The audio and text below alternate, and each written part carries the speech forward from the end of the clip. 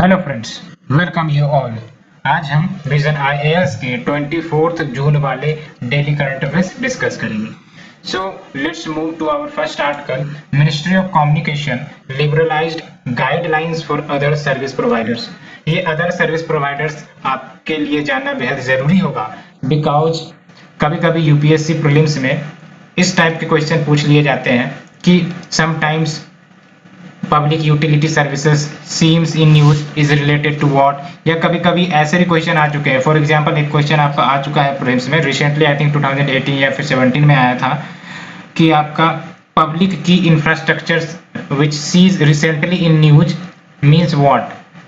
तो अगर आपको पता है तो बहुत बढ़िया बात है, बट काफी ज्यादा कंफ्यूजिंग ऑप्शंस थे, तो जब आप एलिमिनेट करना चाहोगे तो एलिमिनेट करने में दिक्कत होती है अगर आपको एग्जैक्ट डिफिनेशन थोड़ा सा पता ना हो तो। हालांकि आपको बता देते हैं, ये जो आपका पब्लिक की इंफ्रास्ट्रक्चर जो टर्म है, इसका सिंपल मतलब होता है डिजिटल सिक्योरिटी इंफ्रास्ट्रक्चर, यानी कि जो आपकी डिजिटलाइजेशन की वर्ल्ड है उसके लिए जो सिक्योरिटी इंफ्रास्ट्रक्चर तैयार किए जाते हैं, सो दैट हैकिंग या फिर किसी प्रकार का जो ऑनलाइन फ्रॉड या फिर हैकिंग कह लो या फिर सिस्टम कॉलेप्स कह लो, इन सबों से बचाया जा सके।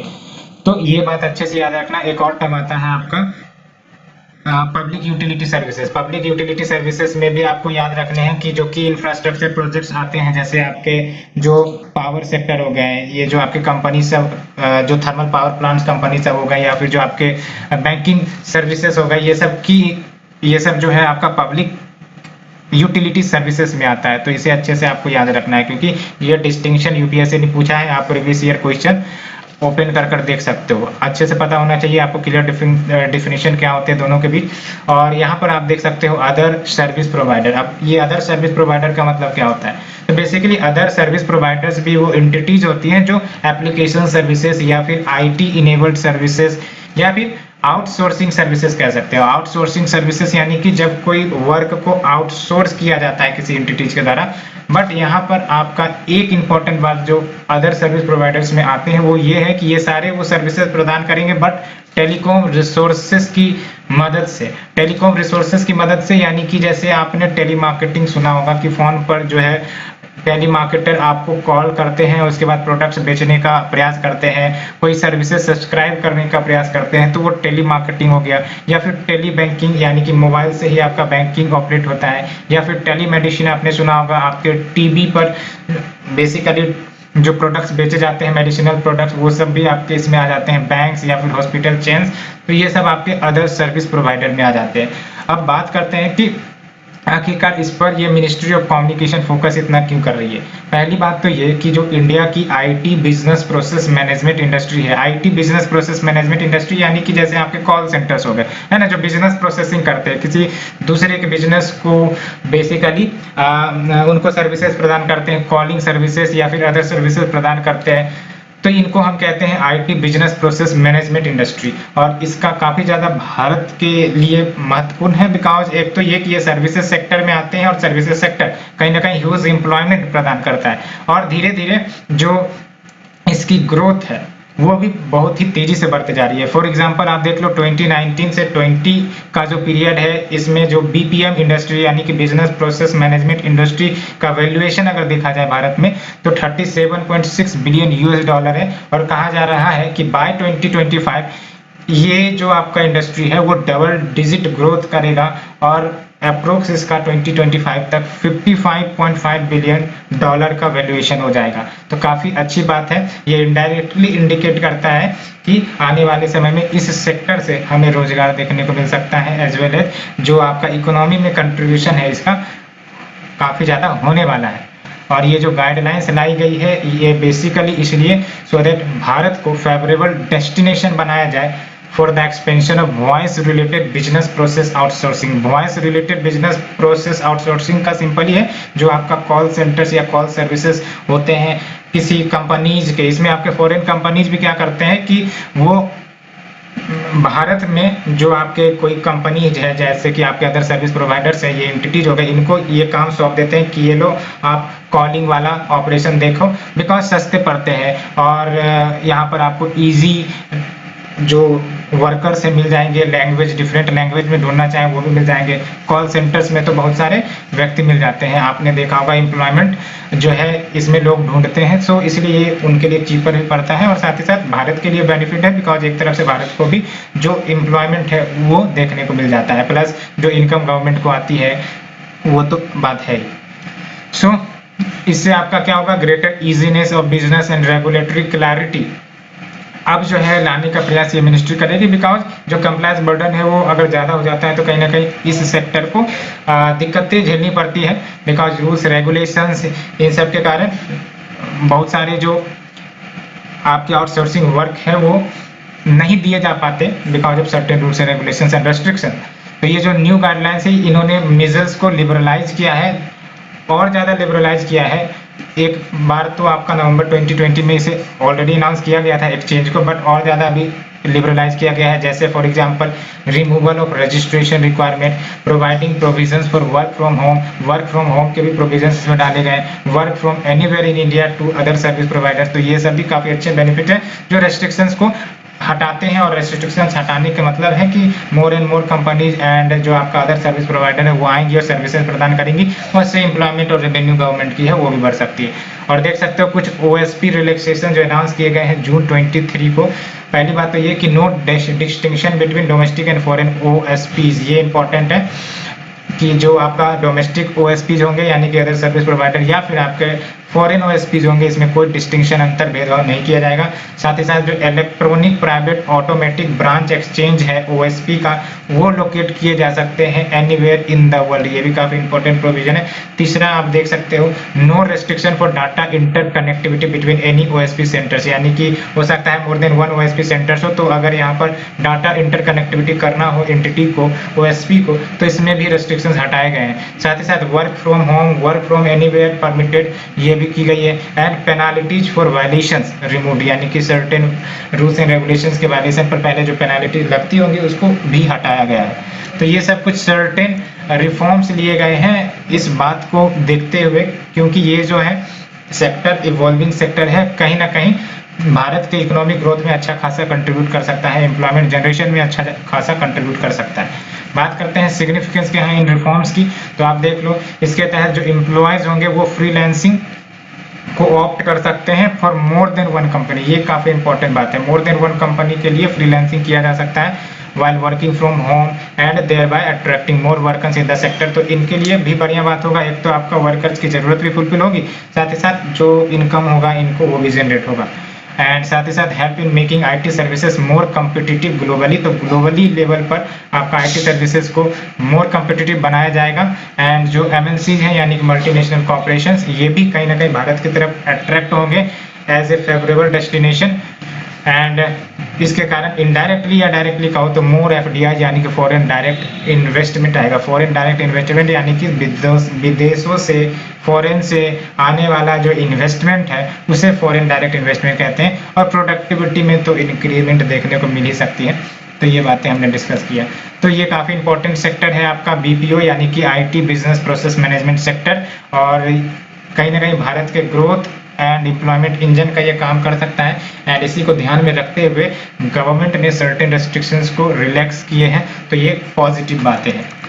एंड प्रीलिम्स के लिए एज सच इम्पॉर्टेंट तो नहीं, मेंस के लिए ये काफ़ी ज़्यादा इंपॉर्टेंट है। प्रीलिम्स के लिए आपको बस इतना याद रखना है जो मैंने आपको बताया, public utility services, other service providers and की पब्लिक इंफ्रास्ट्रक्चर, ये सब में क्या क्या आते हैं, कुछ अंतर होते हैं, ये अंतर को आप अच्छे से याद रखना। प्रीलिम्स के क्वेश्चन आप प्रीवियस ईयर के देख लेना, वहाँ पर आपका आया है कि पब्लिक इंफ्रास्ट्रक्चर।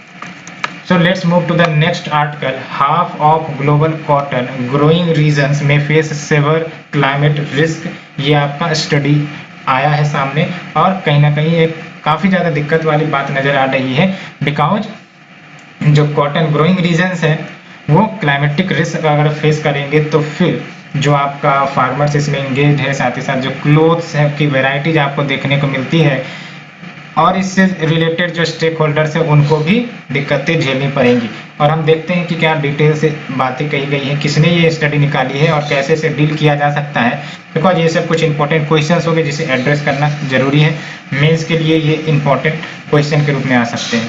एंड अगर देखा जाए तो according to study by cotton 2040 initiative, climate change could expose half of all global cotton growing regions including India to increased risk from at least one climate hazard by 2040। यानी कि साफ साफ कहा गया है, ये स्टडी कॉटन 2040 इनिशिएटिव की तरफ से आया है और इसमें साफ साफ कहा जा रहा है कि ये जो बढ़ते क्लाइमेट चेंज है ये approx half of the global cotton growing region, जिसमें भारत भी शामिल है, ये कहीं ना कहीं एटलीस्ट वन क्लाइमेट हैजार्ड को फेस करेंगे। और वन क्लाइमेट हैजार्ड को एटलीस्ट बोला जा रहा है, यानी कि ये more than one climate hazard भी फेस कर सकते हैं। और अगर ये रीजन फेस करेंगे तो डेफिनेटली जो कॉटन कल्टीवेशन पर इसका प्रभाव देखने को मिलेगा ही मिलेगा। क्या क्लाइमेट हैजार्ड्स फेस किए जा सकते हैं इनके द्वारा इन रीजन्स में? तो क्लाइमेट हैजार्ड जैसे टेम्परेचर इंक्रीज हो सकता है, जो कि हो भी रहा है, चेंजेस इन रेनफॉल पैटर्न्स ये भी हो सकते हैं और हो भी रहे हैं, एक्सट्रीम वेदर इवेंट जैसी घटनाएं देखने को मिल सकती है। एक्सट्रीम वेदर इवेंट यानी कि इवन दो आपका रेनफॉल हो रहा है तो एकदम एक्सट्रीम रेनफॉल हो रहा है, या फिर जो टेम्परेचर इंक्रीज हो रहा है तो एक्सट्रीम इंक्रीमेंट देखने को मिल रहा है। ये सब हो गए आपके एक्सट्रीम वेदर इवेंट्स, है ना, कि जिसका कोई नाम पता, टाइम पीरियड ये सब कुछ नहीं हो और अचानक से आ जाते हैं और काफ़ी ज़्यादा नुकसान लेकर आते हैं, तो ये आपका एक्सट्रीम वेदर इवेंट हो गए। बात करते हैं जिन्होंने ये स्टडी निकाली है कॉटन 2040 इनिशिएटिव के बारे में। तो ये कॉटन 2040 इनिशिएटिव है by forum for the future, एक एनजीओ है और इसका एम है कि रिजिलेंट कॉटन इंडस्ट्री को क्रिएट किया जाए in an increasingly climate disrupted world. Resilient का मतलब ये हुआ कि डिस्पाइट अगर आपका क्लाइमेट चेंज हो भी तो भी इससे कॉटन प्रोडक्टिविटी प्रोडक्शन पर कोई असर ना हो, इतना ज़्यादा रिजिलेंट ये कॉटन इंडस्ट्री बन जाए। तो ये आपका कॉटन 2040 याद रखना, कोई यूएनओ की बॉडी नहीं है, कोई आईएमएफ की बॉडी नहीं है, कोई आपकी अन्य ऑर्गेनाइजेशन की बॉडी नहीं है, ये आपका फोरम फॉर द फ्यूचर जो कि आपका एनजीओ है उसकी तरफ से ये इनिशिएटिव है। और अगर हम बात करें कॉटन के कुछ स्टेटस की, तो cotton makes up 31% of all raw material जो ग्लोबल टेक्सटाइल मार्केट में यूज होते हैं। और ईयरली इकोनॉमिक इम्पैक्ट देखा जाए तो देख सकते हो $600 बिलियन का इस स्टडी से ही ये बातें निकल कर आई है। और ये याद रखना है ग्लोबल लेवल पर भारत नंबर 1 पर आता है कॉटन प्रोडक्शन के मामले में। इसमें लगभग आपका 6 करोड़ या फिर 60 मिलियन पीपल इंगेज है डायरेक्टली या इनडायरेक्टली कॉटन वैल्यू चेन में, and approx 40 to 50 million people employed है कॉटन के ट्रेड एंड इसके प्रोसेसिंग करने में। और इतना ही नहीं, भारत लार्जेस्ट कंज्यूमर भी है कॉटन का इन द वर्ल्ड, ये भी आपको याद रखना है। India is also the largest consumer of cotton in the world and majority of Indian cotton वो ग्रो किए जाते हैं small farms of less than 1 hectare, ये जरूर याद रखना है। तो इंडिया लार्जेस्ट प्रोड्यूसर तो है ही ऑल ओवर वर्ल्ड, साथ ही साथ इंडिया लार्जेस्ट कंज्यूमर भी है कॉटन का in the world. And majority of Indian cotton वो आपका small farms of less than 1 hectare यहाँ ग्रो किए जाते हैं।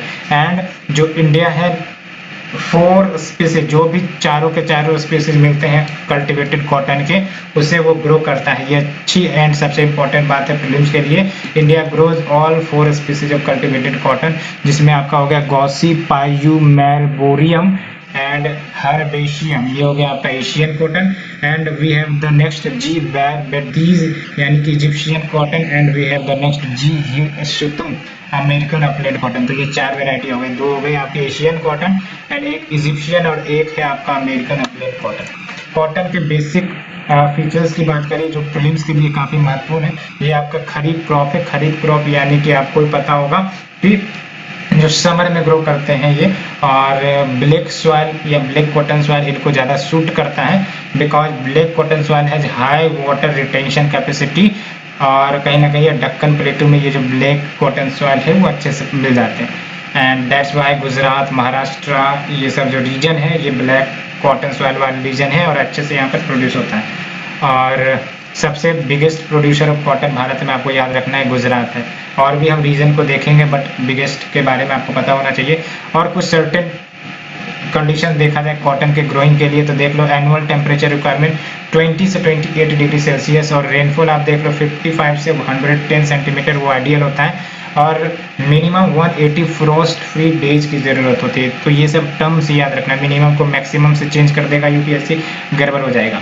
रेनफॉल का पैटर्न आपको याद रखना है, और टेम्परेचर थोड़ा सा याद रखना है 20 से 28 degree Celsius, and rainfall of 55 से 100 सेंटीमीटर 110 सेंटीमीटर ये आइडियल है, requires minimum 180 free frost days, and top 10 cotton producing state में याद रखना है आपको 2017-18 का डाटा, फिर भी ये चेंज नहीं होता है। Gujarat, Maharashtra, Telangana, Rajasthan, even Rajasthan do produces cotton, Madhya Pradesh, Haryana, Andhra Pradesh, Karnataka, Punjab, Tamil Nadu, तो ये सब कुछ स्टेट्स हैं जो आपके कॉटन प्रोड्यूस करते हैं, तो इसे अच्छे से याद रखना है, प्रोड्यूस के लिए काफ़ी इंपॉर्टेंट है। खरीफ क्रॉप है, well grow in black cotton soil, higher retention capacity of water of the black cotton soil, that's why ये जो है क्या कहते हैं उसको, इनके सॉइल को आप देखोगे तो इसमें दरारें पैदा होती है, पपड़ी की तरह ये हो जाती है जब ये वाटर इनसे सूख जाता है। तो so we have discussed in detail about the cotton growing concerns जो क्लाइमेट चेंज के कारण हो सकते हैं।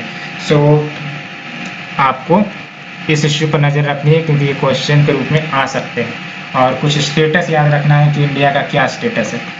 Now let's move to the next one, climate crisis to hit sooner than feared, draft IPCC report. अभी वैसे तो IPCC का रिपोर्ट रिलीज होने वाला है, बट क्योंकि रिपोर्ट तैयार हो रहे हैं तो जो ड्राफ्ट IPCC रिपोर्ट है वो सब रिलीज होते रहते हैं, और उसी में से निकल कर आया है कि जो क्लाइमेट क्राइसिस आने की संभावना है, जो अनुमान लगाई गई थी उस अनुमान से पहले ही हिट करेगा, जो कि एक काफ़ी ज़्यादा चिंता का विषय है। एंड अगर हम डिटेल से बात करें तो ये जो आपका IPCC that is your inter governmental panel on climate change report, ये साफ साफ कहता है कि क्लाइमेट चेंज फंडामेंटली जो अर्थ के ऊपर लाइफ मौजूद है उसको रीसेप करेगा, इवन अगर ह्यूमन कंट्रोल करता है प्लैनेट को वार्म होने से from the green house gas emission in line with the 2015 Paris climate agreement target. आपको भी पता है 2015 में पेरिस क्लाइमेट चेंज एग्रीमेंट हुआ था जिसमें सर्टेन टारगेट्स रखे गए थे कि ग्लोबल टेम्परेचर को जो है वो आपका 2 डिग्री कम किया जाएगा as per pre industrial level, and उसको कम करके कोशिश किया जाएगा कि 1.5 डिग्री पर लाया जाए।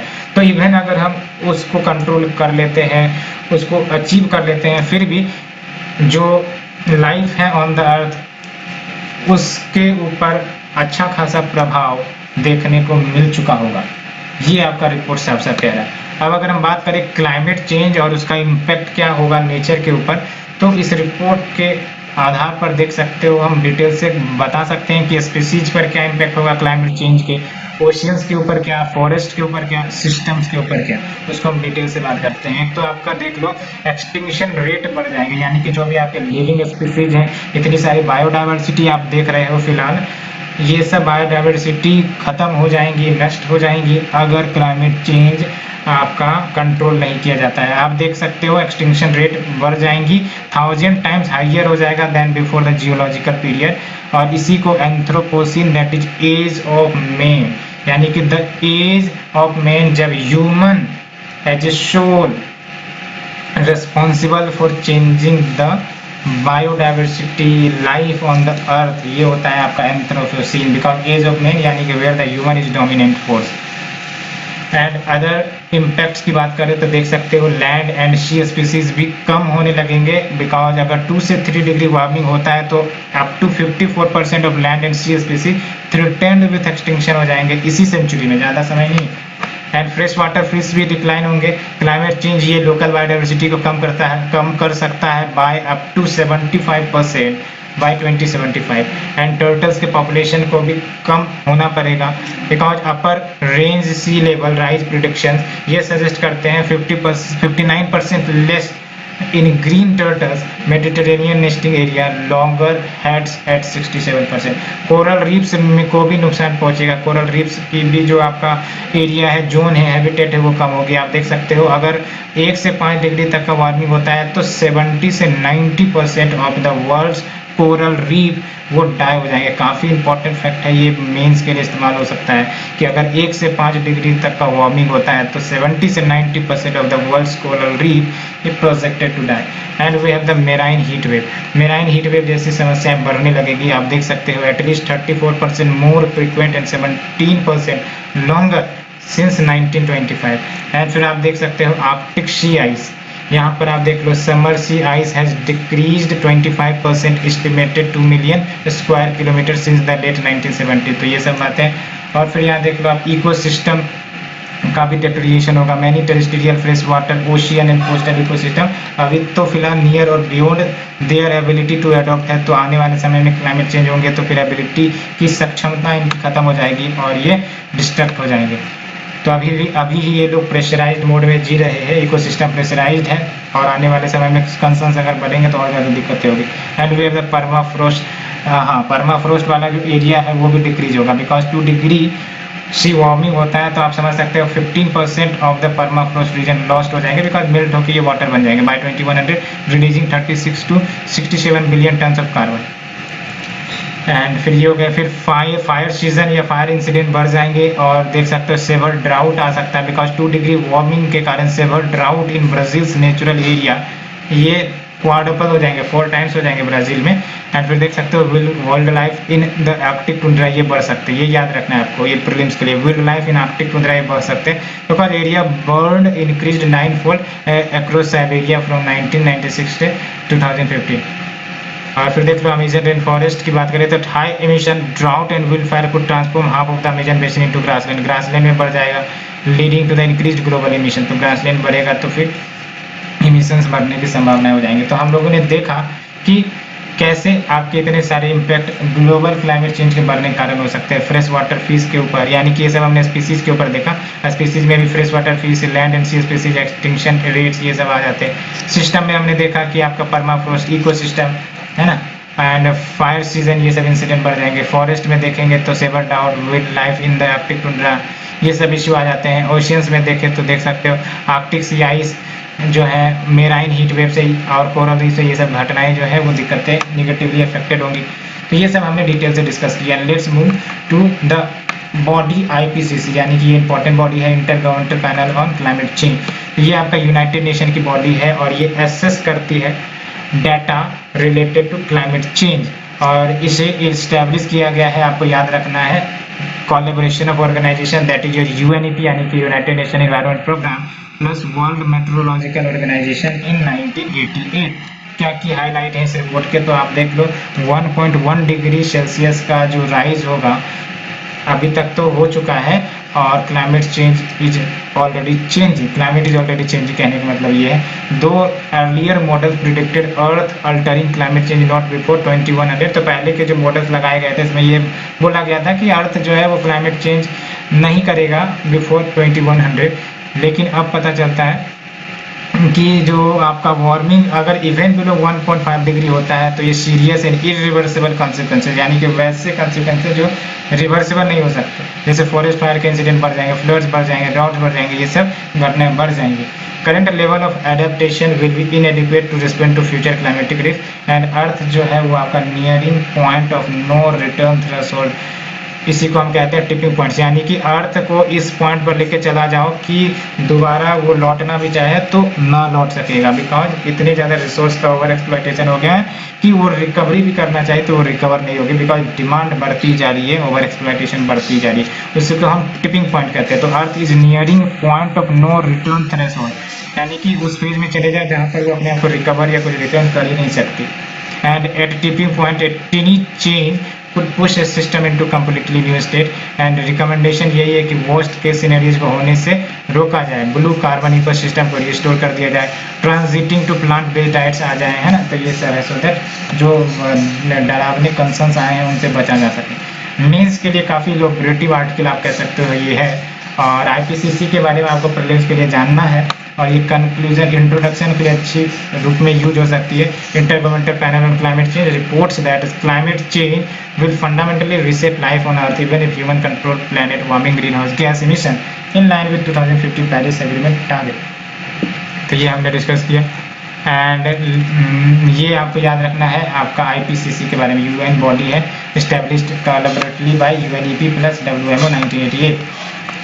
Let's move to the next one. India is making effort to reduce gender gaps in labor force participation. ये आपका union minister for labour and employment इसके तरफ से स्टेटमेंट आया है कि भारत अच्छे खासे प्रयास कर रहे हैं कि जो जेंडर गैप है लेबर फोर्स पार्टिसिपेशन में, जेंडर गैप यानी कि ये जो आपका मेल वर्सेस फीमेल भेदभाव होता है एम्प्लॉयमेंट में, लेबर फोर्स पार्टिसिपेशन में, उसको कम किया जा रहा है। भारत सरकार का प्रयास इसमें अथक है और अब हम देखेंगे कि क्या क्या प्रयास भारत सरकार ले रही है to deal with the gender gap reduction.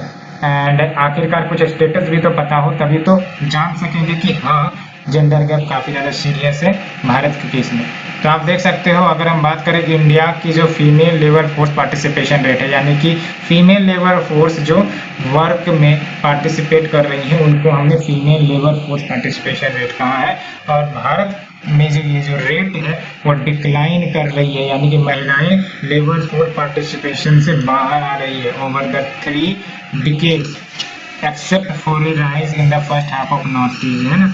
तो आपका एक सर्टेन पीरियड में राइज हुआ था लेकिन उसके बाद से आपका ओवरऑल 3 डिकेड से ये डिक्लाइन हो रहा है। But why there is low participation rate, बहुत बड़ी बड़ी कहानियां इसमें आप लिख सकते हो कि क्यों लेबर फोर्स पार्टिसिपेशन में वोमेन का जो पार्टिसिपेशन वो इतना लो है।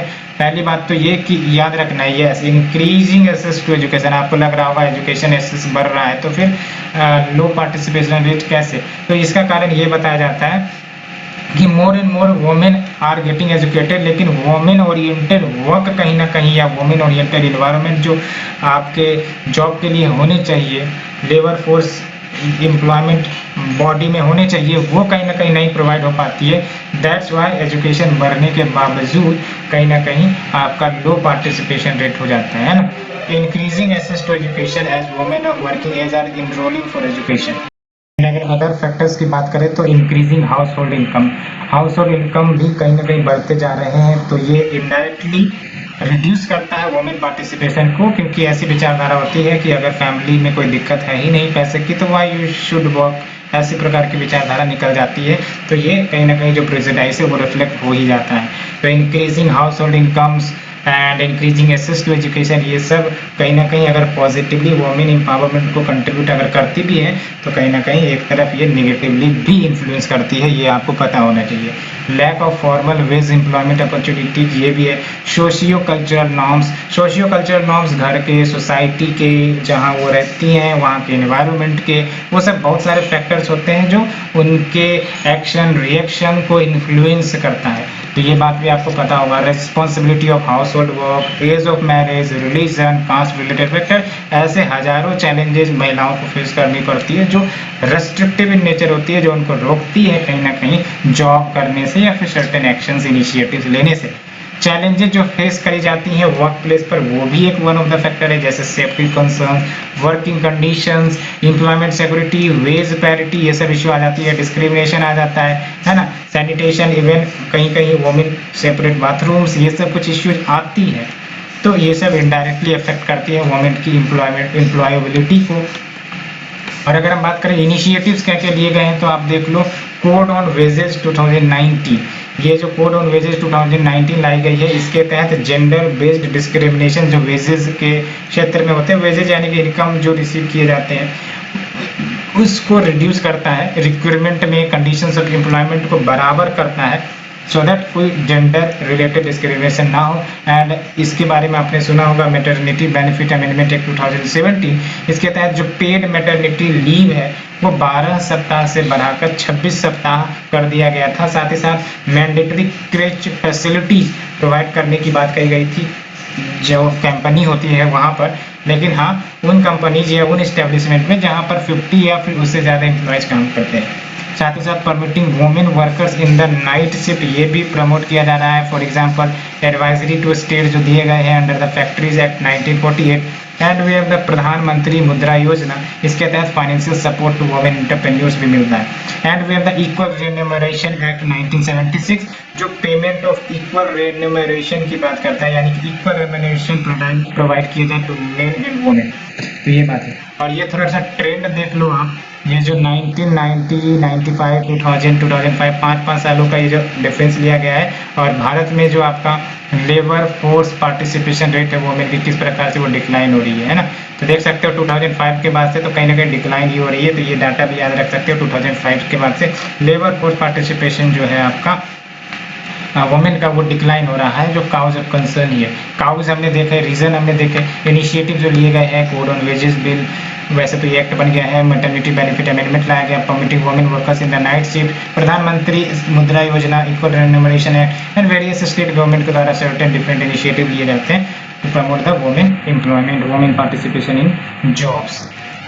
अब बात करते हैं next article, that is your Chandrayaan 2 instrument gives outstanding science result on solar corona. देख सकते हो आप चंद्रयान 2 के जो इंस्ट्रूमेंट है उसने कुछ रिजल्ट भेजे हैं सोलर कोरोना को लेकर, जो काफी ज्यादा इम्पोर्टेंट फॉर साइंस फील्ड कह सकते हो। और आपको ही पता है चंद्रयान 2 आपका 2019 में लॉन्च किया गया था और काफी ज्यादा यूं कह सकते हो कि वेल इक्विप्ड मिशन था इसरो के लिए, और ये दूसरा मिशन था भारत के लिए, बिकॉज पहला चंद्रयान 1 भेजा जा चुका था 2008 में और 2019 में दूसरा मिशन। हाउएवर इसके साथ लैंडर रोवर भेजे गए थे, बट लैंडर रोवर सही से लैंड नहीं कर पाया और उनकी क्रैशिंग हो गई थी, आपने इनके बारे में जरूर सुना होगा। तो ये क्या ऑब्जर्वेशन साइंस रिजल्ट लेकर आया है, अगर उसके डिटेल की बात करें तो देख लो। Observation of sun in soft X-rays with solar X-ray monitor on board Chandrayaan 2 during the solar minimum 2019-20 के पीरियड को ऑब्जर्व किया गया था। इसमें आपका एक्साइटिंग डिटेल्स सोलर कोरोना के बारे में बताया गया। अब अगर हम बेसिक की बात करें सन के स्ट्रक्चर की, तो ये जो कोरोना है, याद रखना कोविड-19 वाला कोरोना नहीं, सन का अपना एटमॉस्फेयर होता है, जैसे आपका अर्थ का एटमॉस्फेयर होता है, उसके लेयर होते हैं, उसी प्रकार से सन का भी लेयर डिमार्केट किया गया।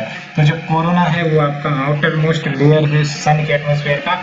इसमें आपका hot, diffuse and highly ionized plasma होते हैं, एंड सन की जो मैग्नेटिक फील्ड है वो एक साइकिल को फॉलो करती है। साइकिल मतलब एक सर्टेन पीरियड में रिपीटेशन होता है आपका मैग्नेटिक फील्ड का, इसी को सोलर साइकिल कहते हैं। और ये रिपीटेशन आपका 11 ईयर्स में लगभग देखने को मिलती है। और साइकिल में क्या होगा आपका कि जो सन की मैग्नेटिक फील्ड है, लेट्स से कि अभी एक पार्टिकुलर डायरेक्शन में है, तो इस साइकिल में यानी कि 11 साल बाद ये देखा जाएगा कि जो सन की एग्जिस्टिंग मैग्नेटिक फील्ड थी वो कम्प्लीटली उल्टी हो जाती है। ऐसा अर्थ के केस में भी देखा जाता है। एंड इसका मतलब है कि जो सन का नॉर्थ एंड साउथ पोल वो अपना लोकेशन पोजीशन चेंज कर देगा इस साइकिल में, है ना। अगर वो नॉर्थ पोल पर है तो वो आपका मैग्नेटिक पोल साउथ में शिफ्ट हो जाएगा, साउथ वाला नॉर्थ में शिफ्ट हो जाएगा। ये अर्थ के केसेस में भी आप सुने होंगे कि ये जो मैग्नेटिक पॉइंट है आपका अर्थ में वो शिफ्ट हो रहा है, और धीरे धीरे ये फ्लिप होते होते पूरा अपोजिट हो जाएगा, यानी कि नॉर्थ मैग्नेटिक फील्ड वाला जो पॉइंट है वो साउथ बन जाएगा, साउथ मैग्नेटिक फील्ड वाला पॉइंट है वो नॉर्थ बन जाएगा। तो ये न्यूज़ है बेसिकली। और scientist track a solar cycle by using sun spot, तो सन स्पॉट के मामले से ये ट्रैक किए जाते हैं। और ये जो सन स्पॉट है एन एरिया ऑन द सन जो डार्क लुक करते हैं, डार्क लगते हैं देखने में सरफेस पर। और क्यों ये डार्क लगते हैं? बिकॉज ये रिलेटिवली कूलर होते हैं than the surrounding part. And beginning of solar cycle, इसी को हम सोलर मिनिमम कहते हैं, ये याद रखना। Solar minimum is nothing but beginning of a solar cycle, या फिर कह सकते हो when the sun has least sun spot, तो कह सकते हो ना। और अगर ज़्यादा सन स्पॉट होने लगे तो मान के चलो कि जो साइकिल के करीब आता जा रहा है। और अगर हम चंद्रयान 2 की बात करें तो ये इंडिया का सेकेंड लूनर ऑब्जर्वेशन मिशन या एक्सप्लोरेशन मिशन कह सकते हो। इसके कुछ कंपोनेंट थे, ऑर्बिटर थे जो अभी भी वर्क कर रहा है, जो आपका कम्युनिकेशन इस्टेब्लिश करता है between earth and Chandrayaan 2 lander के बीच। एंड लैंडर भी था, इसको विक्रम कहा गया था। और ये बेसिकली इंडिया की फर्स्ट सॉफ्ट लैंडिंग थी लूनर सरफेस के ऊपर, बट कहीं ना कहीं ये फेल हो गई। और दूसरा है आपका रोवर, रोवर को प्रज्ञान कहा गया है, to move on lunar surface and perform on site chemical analysis. तो ये दो बातें हो गई, एक तो आपका रोवर हो गया जिसको Pragyan, to move on lunar surface and perform on site chemical analysis, और दूसरा लैंडर जिसको विक्रम कहा गया।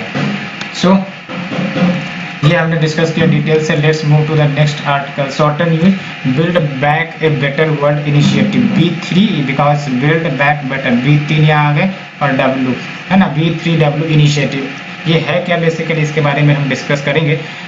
तो भारत अपनी विचार B3W के ऊपर शेयर करते हुए उन्होंने कहा है कि ये जो डेवलपमेंट प्रोजेक्ट्स हैं वो ट्रांसपेरेंट होंगे, इन्वायरमेंट फ्रेंडली होंगे, और ये जो रिसिप्टेंट कंट्रीज होंगे जहाँ पर ये सब प्रोजेक्ट्स लगाए जाएंगे उनको डेप्ट में नहीं डाला जाएगा, क्योंकि चाइना आप देख सकते हो ऐसे प्रोजेक्ट लेकर आती है और अल्टीमेटली वो डेप्ट क्रिएट कर देते हैं ऑन द रिसिप्टेंट कंट्रीज के ऊपर, जो बाद में उन कंट्रीज को परेशानी झेलनी पड़ती है और आप समझ सकते हो किस किस प्रकार का परेशानी उनको झेलना पड़ता है।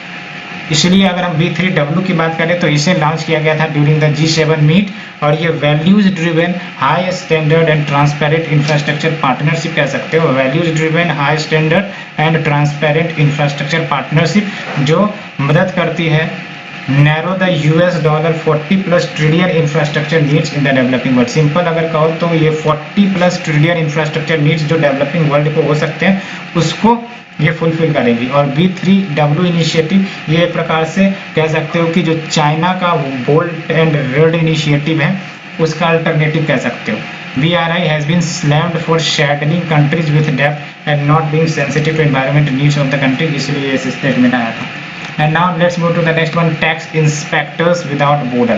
क्या है ये आपका टैक्स इंस्पेक्टर विदाउट बॉर्डर? तो भूटान ने tax inspector without borders programme launch किए हैं इन पार्टनरशिप विद इंडिया। याद रखना है भूटान प्लस इंडिया का इनिशिएटिव है टैक्स इंस्पेक्टर विदाउट बॉर्डर, और इसका एम बेसिकली ये है कि ये भूटान को मदद करेगा in strengthening its tax administration and focus करेगा on the programme in the area of international taxation and transfer pricing.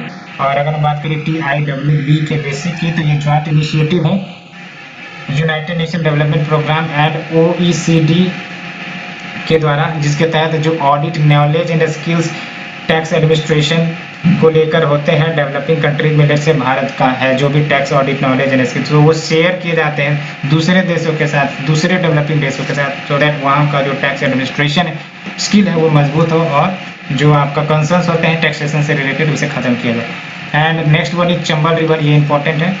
Covid pandemic जब से लगाई गई उसके कारण आपका जो लॉकडाउन हुआ पॉपुलेशन जो है गैंजेटिक डॉल्फिन और घड़ियाल की वो इंक्रीज हुआ है सिग्निफिकेंटली, तो काफ़ी पॉजिटिव न्यूज़ है। और ये चंबल रिवर में बेसिकली आपको ही पता है कि गैंजेटिक डॉल्फिन एंड घड़ियाल मौजूद रहती है। चंबल रिवर की बात करें तो वन ऑफ द क्लीनेस्ट पेरिनियर यानी कि जो हमेशा कंटिन्यूअली 24/7 × 365 डेज फ्लो करते रहती है।